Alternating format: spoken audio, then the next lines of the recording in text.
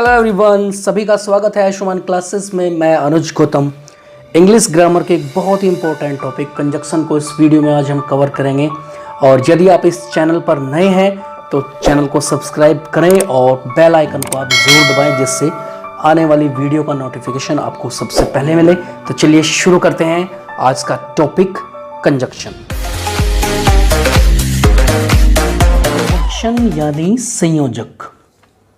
ध्यान दे स्टूडेंट, संयोजक को कहते हैं जोड़ने वाला, संयोजन करने वाला। डेफिनेशन देखिए आप, कंजक्शन वह शब्द या शब्द समूह है जो दो या दो से अधिक शब्दों या शब्द समूहों, वाक्यांशों या वाक्यों को आपस में जोड़ने का कार्य करता है। समझ में आ गया? यानी कंजक्शन के द्वारा हम शब्दों को, शब्द समूहों को, वाक्यांशों को और वाक्यों को आपस में जोड़ते हैं। ये इसकी इंग्लिश की डेफिनेशन है। A conjunction is a word or group of words that joins two or more words, group of words, clauses and sentences. उदाहरण देखिए आप, बहुत अच्छे तरीके से ये आप समझ जाएंगे। जैसे ध्यान देंगे, रोहित और मोहित मित्र हैं। शी इज पुअर, वह गरीब है, यट फिर भी शी इज ऑनेस्ट, वह ईमानदार है। ही टोल्ड मी दैट, उसने मुझसे कहा, दैट की ही वॉज प्लेइंग, कि वह खेल रहा था। Raman is very happy, Raman बहुत खुश है, because he has got first division, क्योंकि उसको प्रथम स्थान प्राप्त हुआ है। वॉक स्लोली, धीरे चलो, लेस्ट कहीं ऐसा ना हो यू शुड फॉल डाउन, कि तुम नीचे गिर जाओ। तो स्टूडेंट्स ध्यान से इन वर्ड्स को आप देखिए, ये जो ग्रीन कलर के वर्ड्स हैं ये सभी कंजक्शन कहलाते हैं, क्योंकि ये वाक्यों को, क्लोजेस को और वर्ड्स को जोड़ने का कार्य कर रहे हैं। तो इनको हम कंजक्शन कहते हैं। अब इनको बहुत ही डिटेल में हम पढ़ेंगे और मैंने कोशिश की है इस वीडियो में सारी जितने भी इंपॉर्टेंट कंजक्शंस हैं। कुछ कंजक्शंस ऐसी होती है जो पेयर के रूप में भी प्रयोग की जाती हैं और कुछ ऐसी होती है जो सिंगल रूप में प्रयोग की जाती हैं। मेरा प्रयास रहा इस वीडियो में कि मैं उन सभी का कलेक्शन कर सकूं और आपके लिए उनको मैं तैयार करूं, जिससे वो आने वाली परीक्षाओं में आपके लिए बहुत ही मददगार साबित होंगे। तो चलिए देखते हैं ऐसी कंजक्शंस। स्टूडेंट्स ध्यान से इन कंजक्शंस को आप देखें और इन्हें अपनी कॉपी में ज़रूर नोट कर लें। इनका हिंदी का अर्थ भी मैंने इनके सामने लिखा हुआ है, जिससे आपको इनका अर्थ ढूंढने में कोई परेशानी ना हो। इन सभी कंजक्शंस को अपनी कॉपी में ज़रूर नोट कर लेंगे। ये जो नोट्स बनाए गए हैं इनमें कई जो स्टैंडर्ड की किताबें हैं उनसे मदद ली गई है और बहुत समय लगता है नोट्स बनाने में।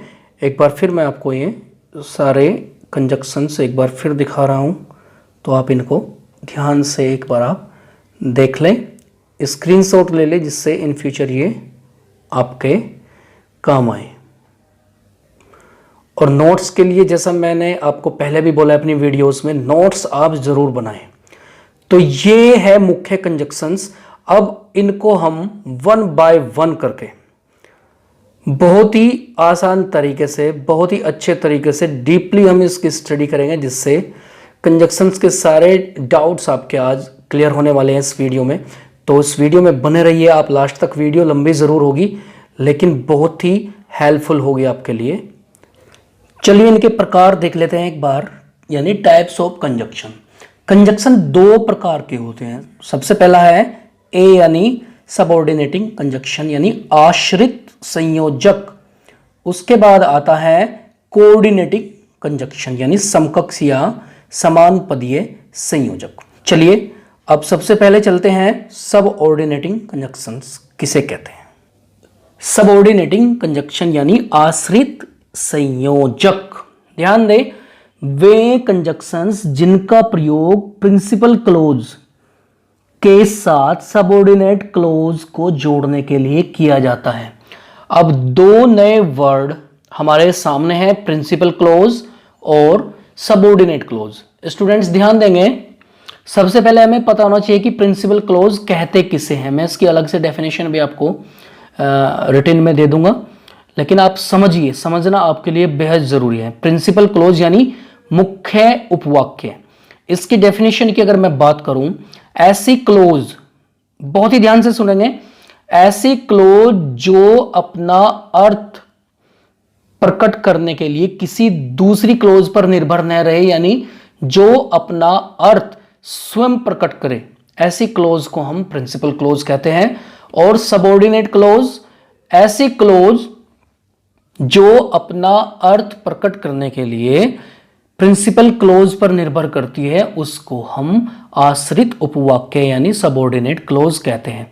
जैसे कोई व्यक्ति किसी दूसरे पर डिपेंड रहता है तो उसको बोलते हैं आश्रित, वो किसी दूसरे पर आश्रित रहता है। तो इसी प्रकार आपको मैं एग्जांपल दूंगा, उसे देखकर आप सबऑर्डिनेटिंग कंजक्शन को समझ जाएंगे कि सबऑर्डिनेटिंग कंजक्शन कहते किसे हैं। सबसे पहले इसकी आप इंग्लिश की डेफिनेशन आप देख लें। Conjunctions that join principal clause to subordinate clause, those conjunctions are called subordinating conjunctions. ध्यान से इस एग्जांपल को आप देखेंगे। द हर्मिट सेड, साधु ने कहा, अब बीच में आ गया that, that as a conjunction यहां पे यूज हुआ है। दैट का प्रयोग एक संयोजक की तरह हुआ है। सोल नेवर डाइज, आत्मा कभी नहीं मरती है। तो स्टूडेंट्स इस वाक्य को देखिए आप, जो पहला इसका पार्ट है यानी द हर्मिट सेड, ये प्रिंसिपल क्लोज कहलाती है। और ये जो बीच में दैट आया हुआ है ये सब ऑर्डिनेटिंग कंजक्शन कहलाता है, क्योंकि आगे का जो भाग है यानी आगे की जो सबऑर्डिनेट क्लोज है, ये क्लोज अपना अर्थ प्रकट करने के लिए प्रिंसिपल क्लोज पे डिपेंड करती है। अगर मैं आपको डायरेक्ट बोल दूं सोल नेवर डाइज, आत्मा कभी नहीं मरती है, हमें ये नहीं पता चलेगा कि ये सेंटेंस किसने कहा, ये बात किसने कही। लेकिन अगर मैं इसमें जोड़ देता हूं द हर्मिट सेड, कि साधु ने कहा, साधु संत ने कहा, क्या कि साधु ने कहा कि आत्मा कभी नहीं मरती है, तो ये बात पूरी हो जाती है और इसमें कोई भी बात नहीं छिपती। तो डेफिनेशन मैंने आपको बताया कि प्रिंसिपल क्लोज उसे कहते हैं जो अपना अर्थ स्वयं प्रकट करती है, और सबऑर्डिनेट क्लोज उसे कहते हैं जो अपना अर्थ प्रकट करने के लिए किसी दूसरी क्लोज पर डिपेंड करती है।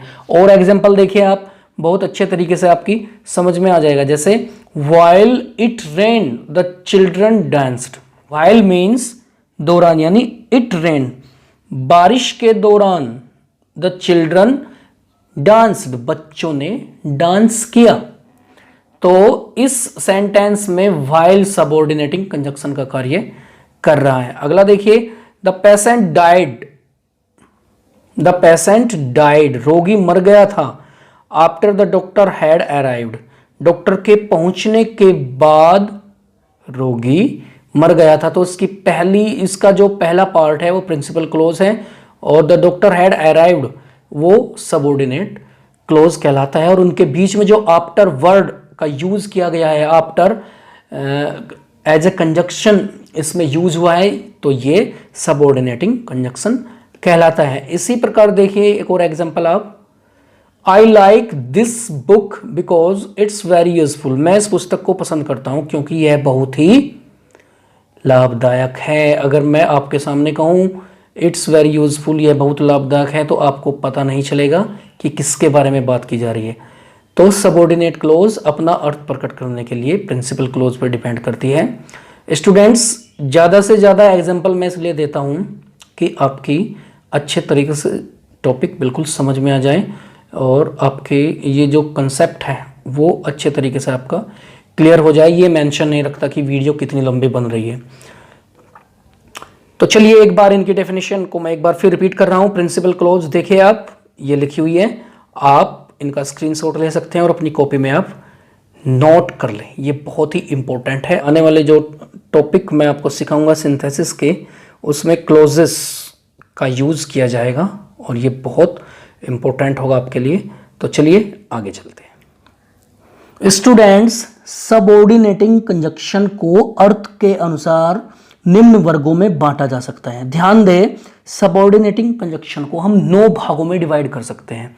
किसके अनुसार? सबसे पहला हम पढ़ेंगे टाइम के अनुसार, यानी ऐसे कंजक्शन जो समय का बोध कराते हैं।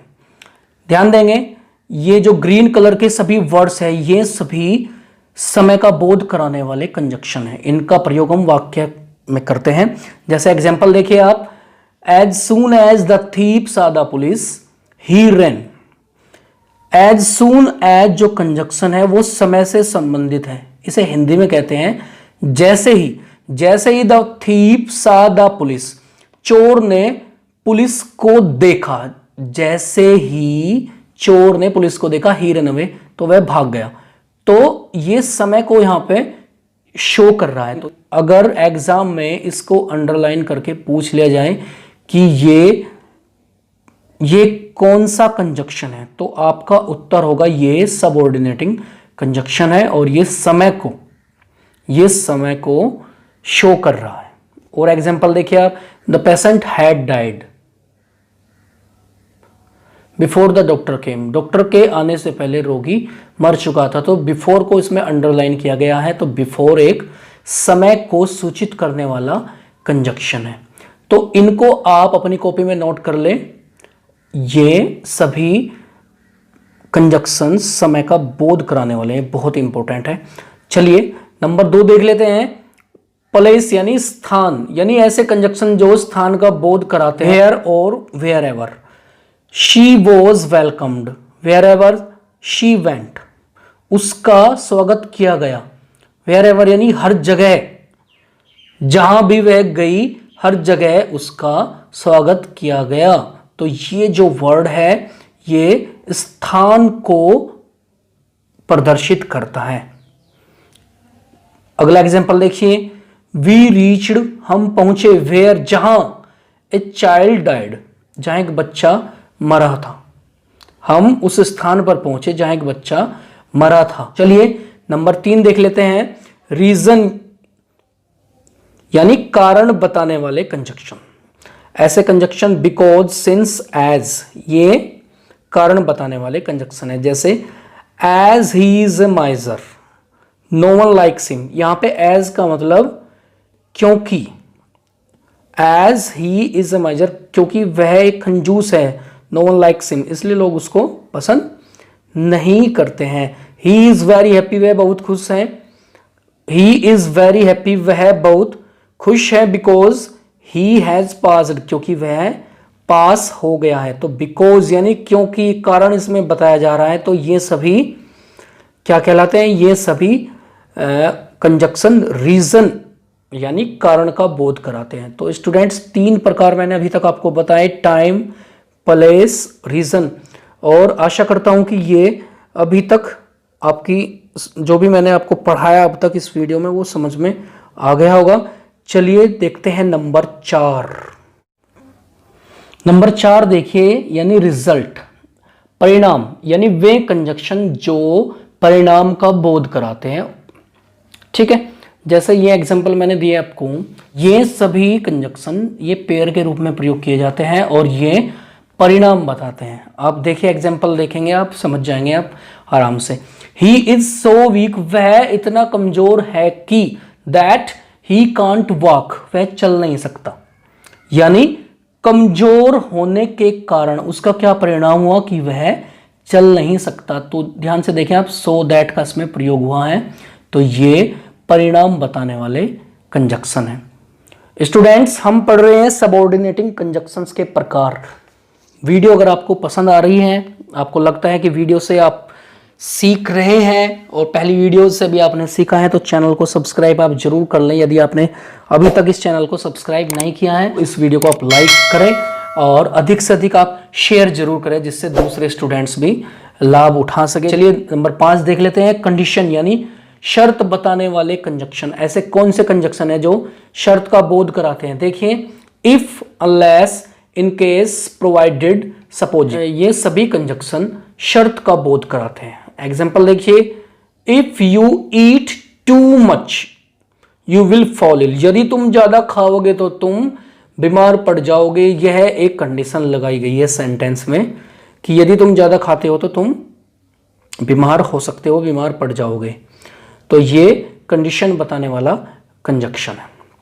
चलिए नंबर 6 देखते हैं, पर्पस यानी उद्देश्य बताने वाले कंजक्शन। ऐसे कौन से कंजक्शन हैं जो उद्देश्य का बोध कराते हैं? स्टूडेंट्स ध्यान देंगे, सो दैट के बीच में कोई भी गैप नहीं है, एक साथ इसका यूज होगा। सो दैट मीन्स होता है यानी ताकि, इन ऑर्डर दैट, लेस्ट एक नेगेटिव वर्ड है। लेस्ट से रिलेटेड क्वेश्चन भी एग्जाम में कई बार पूछे गए हैं। 2009 में जब मैंने एयरफोर्स का एग्जाम दिया था तब लेस्ट से रिलेटेड क्वेश्चन उस एग्जाम में पूछा गया था। चलिए इसका एग्जाम्पल आप देख लेते हैं। She works hard so that she may get good marks. वह कठिन परिश्रम करती है, सो दैट ताकि वह अच्छे नंबर ला सके, अच्छे नंबर प्राप्त कर सके। तो ये उद्देश्य को प्रकट करने वाला, उद्देश्य को शो करने वाला कंजक्शन है। समझ में आ गया? चलिए आगे देख लेते हैं नंबर 7 यानी कॉन्ट्रास्ट। कॉन्ट्रास्ट को बोलते हैं विरोध, एक तरह से ओपोजिशन। वे कंजक्शन जो विरोध का भाव प्रकट करते हैं। ऐसे कौन से कंजक्शन हैं? ऐसे कंजक्शन जैसे दो के बाद कोमा, आल्दो के बाद यट। तो ये कंजक्शन कॉन्ट्रास्ट को प्रदर्शित करते हैं। जैसे Aldous he is poor yet he is very happy. यद्यपि वह गरीब है, ध्यान दे, यद्यपि वह गरीब है यट फिर भी वह खुश है। यानी दोनों में विरोध प्रकट हो रहा है, विरोध शो हो रहा है दोनों सेंटेंस में। यानी गरीब होने के बावजूद वह फिर भी खुश है। तो उम्मीद करता हूं सबऑर्डिनेटिंग कंजक्शन के ये 7 प्रकार अब तक आपकी समझ में आ गए होंगे। और यदि आपको कोई डाउट होता है तो आप कमेंट बॉक्स में अपना मैसेज छोड़ सकते हैं, जिसे मैं आने वाली वीडियो में उसका सॉल्यूशन आपको जरूर दे दूंगा। और चलिए देखते हैं नंबर 8। नंबर 8 यानी कंपैरिजन। कंपैरिजन को बोलते हैं तुलना, यानी वे कंजक्शन जो तुलना का बोध प्रकट करते हैं। ऐसे कौन से कंजक्शन है? जैसे than, as dash dash as, so dash dash as. इनका प्रयोग डिग्रीज, एक टॉपिक है इंग्लिश ग्रामर के अंदर बहुत important topic, degrees of comparison, उस पर भी एक मैं वीडियो बनाऊंगा आपके लिए। उसमें एडजेक्टिव का रूप बदल जाता है 3 डिग्रियों में। तो चलिए अभी हम कंजक्शन की बात करते हैं। तो इनका प्रयोग कंजक्शन के रूप में भी किया जाता है। जैसे he is better than you, इसमें तुलना की जा रही है कि वह तुम्हारी अपेक्षा ज्यादा अच्छा है। तो देन को अगर अंडरलाइन करें तो ये कंपैरिजन को प्रकट करता है। तो ये कंपैरिजन प्रकट करने वाला कंजक्शन यानी सबऑर्डिनेट कंजक्शन का एक प्रकार है। नंबर 9 देख लेते हैं, मैनर। मैनर को हिंदी में कहते हैं ढंग। से कंजक्शन जो ढंग या किसी तरीके का बोध कराते हैं। ध्यान दें, जैसे as, as if, as though, as far as. Example देखिए आप, he talks as if he were a king. वह ऐसे बातें करता है मानो जैसे वह एक राजा हो। स्टूडेंट्स, आपके मन में ये प्रश्न जरूर आया होगा कि ही के बाद वर का प्रयोग किया गया है। जी हाँ, ही के बाद वर का प्रयोग किया गया है, ये गलती से तो नहीं हो गया। जी नहीं, ये बिल्कुल सही यूज किया गया है, भले ही एक सिंगुलर सब्जेक्ट क्यों ना हो। ऐसे सेंटेंस जिनमें कोरी कल्पना का भाव प्रकट होता है, ऐसे वाक्यों में हम प्रत्येक सब्जेक्ट, चाहे वो सिंगुलर हो या प्लूरल हो, उनके साथ वर का ही प्रयोग होता है। समझ में आ गया? जैसे if I were A bird, if I were the principle of this school, if I were a child. तो ऐसे बहुत सारे सेंटेंस हैं जिनमें सभी सब्जेक्ट्स के बाद में, सिंगुलर के बाद भी आपको वर का प्रयोग देखने को मिलेगा। तो आप बिल्कुल भी इनमें कंफ्यूज ना हो। तो स्टूडेंट्स, ये थे सबऑर्डिनेटिंग कंजक्शंस के 9 प्रकार, और उम्मीद करता हूं कि ये अच्छे तरीके से आपने समझ लिए होंगे। अब चलते हैं कंजक्शन के दूसरे प्रकार यानी बी टाइप कोऑर्डिनेटिंग कंजक्शंस पर। कोऑर्डिनेटिंग कंजक्शंस यानी हिंदी में कहते हैं इनको समकक्ष और समान पदीय संयोजक। मैंने हमेशा से कहा है कि हेडिंग के अंदर ही उसकी डेफिनेशन छिपी होती है। समझिए आप इस डेफिनेशन के थ्रू वे कंजक्शंस जिनका प्रयोग प्रिंसिपल क्लोज के साथ कोऑर्डिनेट क्लोज को जोड़ने के लिए किया जाता है। सबऑर्डिनेटिंग क्लोज में प्रिंसिपल क्लोज और सबऑर्डिनेट क्लोज को जोड़ने का कार्य हो रहा था, लेकिन इसमें प्रिंसिपल क्लोज के साथ कोऑर्डिनेटिंग क्लोज को जोड़ने का कार्य किया जाता है। तो ऐसे कंजक्शन जो जोड़ने का, इन दोनों को जोड़ने का कार्य करते हैं, उनको हम कोऑर्डिनेटिंग कंजक्शन कहते हैं। तो आप कोऑर्डिनेटिंग सबसे पहले आप कोऑर्डिनेट क्लोज को आप समझिए।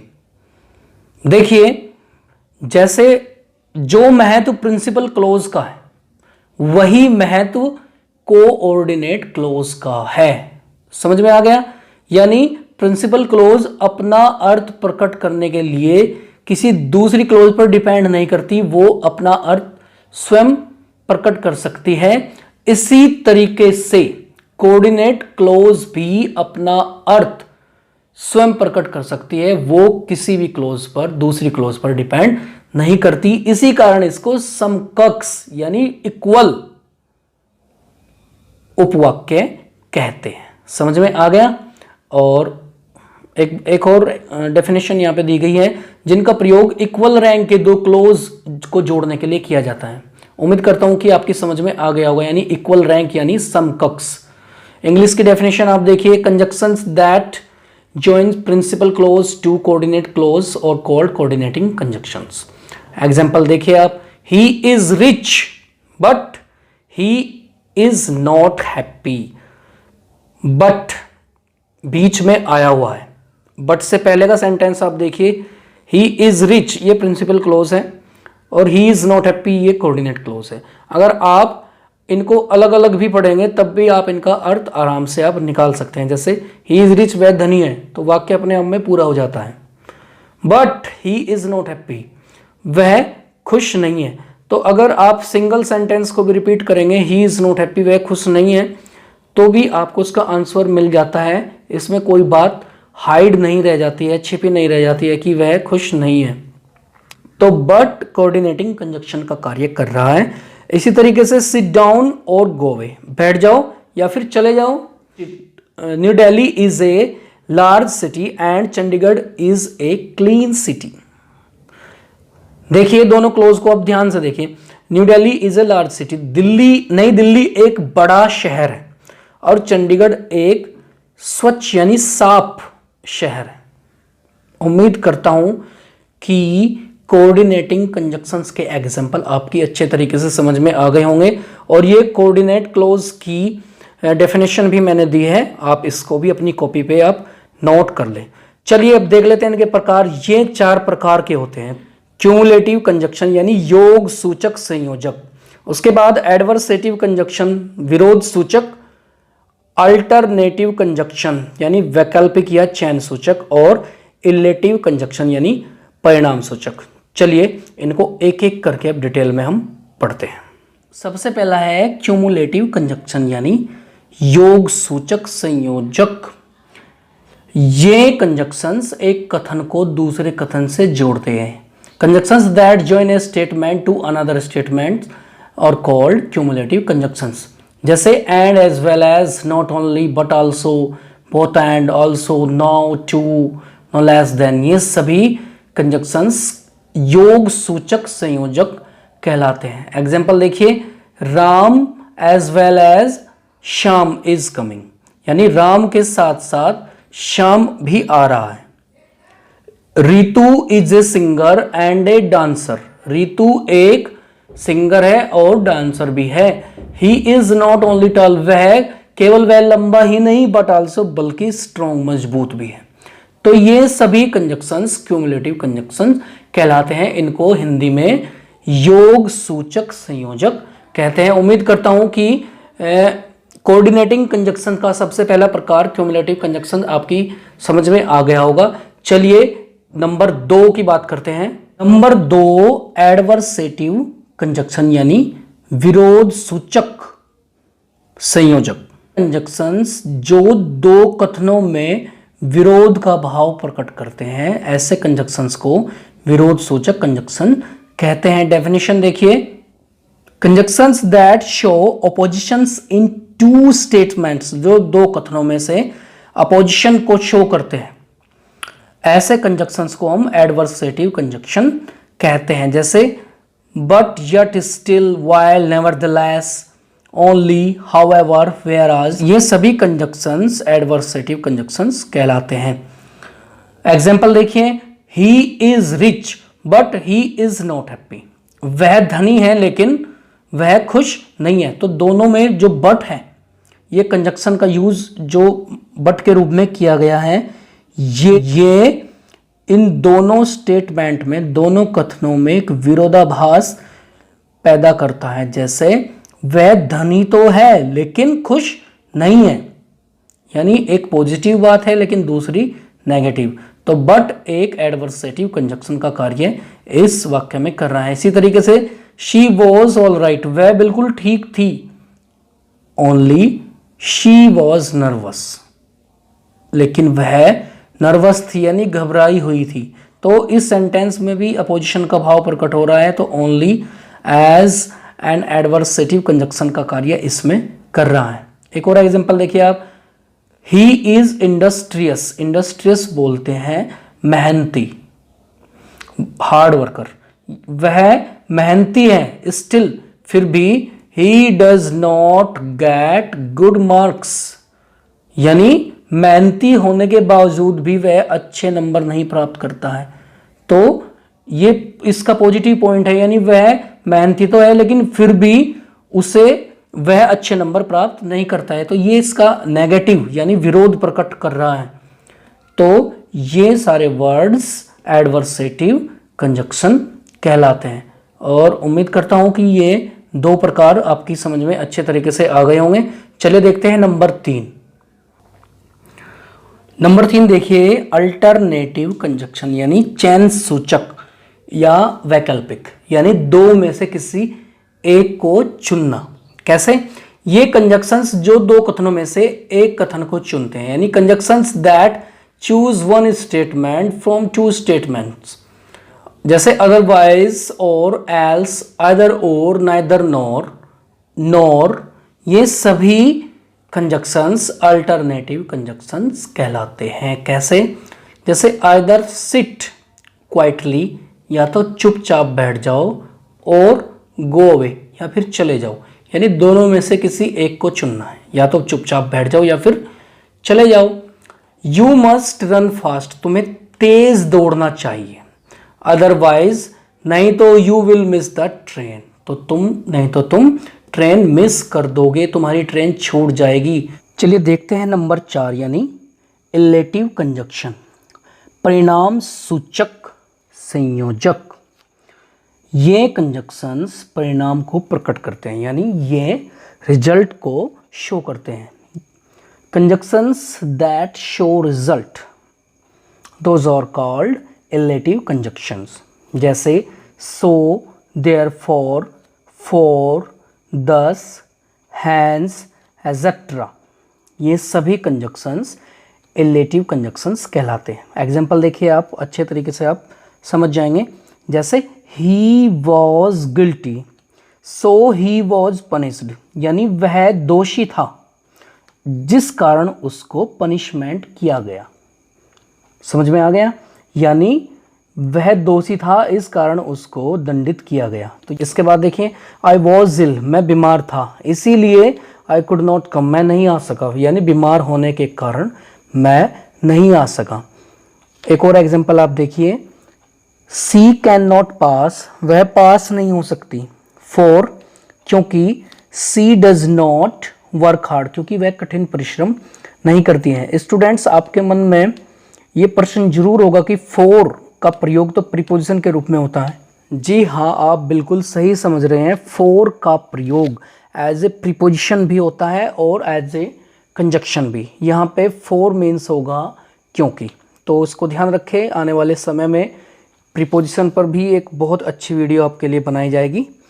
तो मैं उम्मीद करता हूँ कि कंजक्शंस का ये टॉपिक आप अच्छे तरीके से समझ गए होंगे। इस वीडियो को देखने के बाद आपके सारे डाउट्स क्लियर भी हो गए होंगे। तो ये था आज का हमारा टॉपिक कंजक्शंस।